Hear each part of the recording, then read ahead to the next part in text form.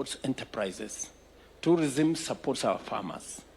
And tourism, of course, brands Kenya and makes Kenya what it is. And we have done that consistently. We started the refurbishment of this KICC 2 months after I got into office.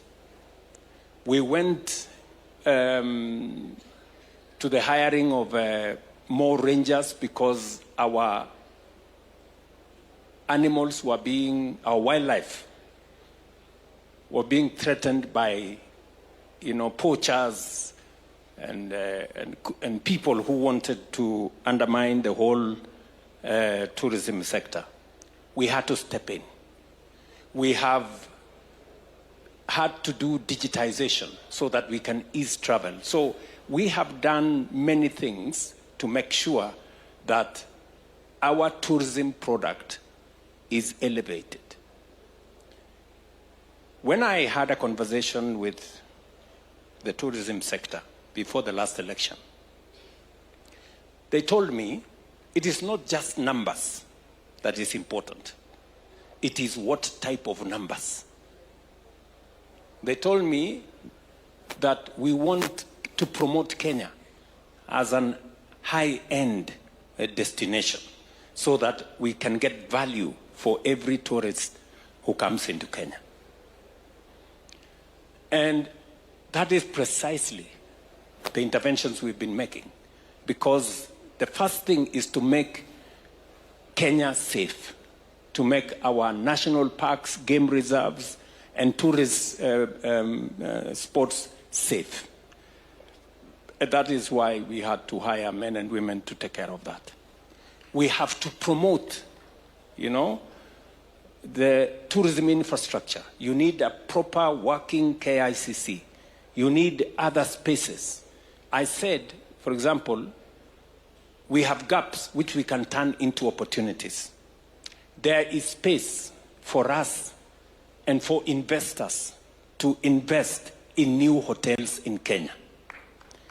I am very happy, for example, that part of the contract we have given to Bomas of Kenya is that there will be 3 new hotels at the Bomas of Kenya. Not built by the government of Kenya, but built by the private sector.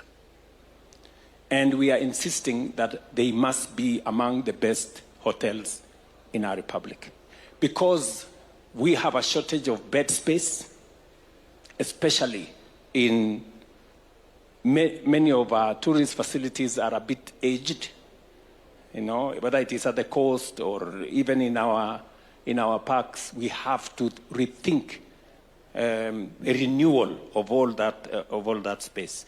So to your point, our focus is razor sharp on making sure that we deliver results. And the results speak for themselves today. Our tourism numbers are up by almost 1 million. Our park, people going to the national park have increased from about 2.1 million to 3.26 million. Is that correct? Yes, people visiting our parks. Delegates coming for conference facilities. We had 23,000 in 2022. Today we have 37,000 as of last year. Actually this year, beginning this year. And the numbers are growing, and the numbers are growing. The tourist earnings are growing, in fact, exponentially. And that is the trajectory we want to push. John, Mr. Go Green, the same way you are looking for an opportunity to work with me, I also want to work with you.